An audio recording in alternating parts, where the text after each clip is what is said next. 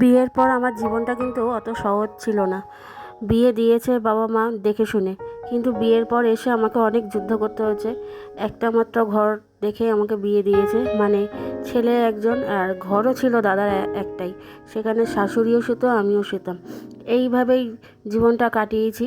তাও ওটা 3-4 বছর, তারপরে ছেলে হওয়ার পর তো আমার বাড়ি হলো। দাদা যে ব্যবসা করে প্যান্ডেলের ব্যবসা, তখনও দাদার অনেক কিছু ছিল না। আমি নানা জায়গা থেকে লোন করে করে এই ব্যবসাটাকে দাঁড় করিয়েছি। এই ব্যবসার মধ্যে কিন্তু আমারও অবদান আছে, সেটা ওরা স্বীকার করে না।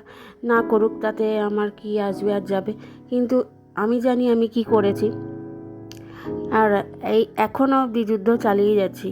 দাদা কিছুটা পার্টির মধ্যেও আছে, তা পার্টির সঙ্গে যুক্ত থাকার জন্য, ব্যবসা করার জন্য সময় পায় না, একদমই সময় পায় না।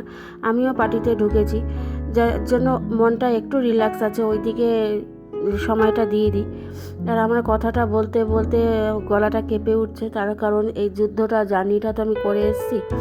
একটাও বাসন কোসন ছিল না, না ঠাকুরের বাসন না রান্নার বাসন। এই সমস্ত কিছু বাসন কিন্তু আমার মা করে দিয়ে গেছে। রান্নার বাসন বলো, ঠাকুরের বাসন বলো, এখন লোকে কিন্তু আমার কাছ থেকে বাসন নিয়ে যায়। তাদের পূজার জন্য বলো, আর ঘরের কোনো বড় কাজকর্মের জন্য আমার কাছ থেকে বাসন নিয়ে যায়।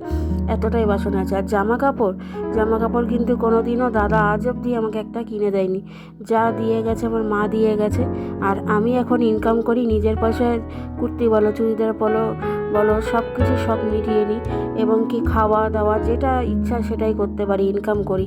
আর মেয়েদের তো রোজগার করা অবশ্যই দরকার। আর স্বামীর সঙ্গে ঝগড়া তো লেগেই আছে, কিন্তু একটাই জানি, এখানেই ঝগড়া করব, এখানেই থেকেই করব। অন্য কোথাও আমাদের মেয়েদের যাওয়ার জায়গা নেই, কি বাপের বাড়ি বলো কি অন্য কোথাও। বিয়ে দিয়ে দিলে বাপ মাও পর হয়ে যায়, সেটা বিয়ের পর হাড়ে হাড়ে বুঝতে পেরেছি। বিয়ের পর কেউ থাকে না, নিজের যুদ্ধ নিজেকে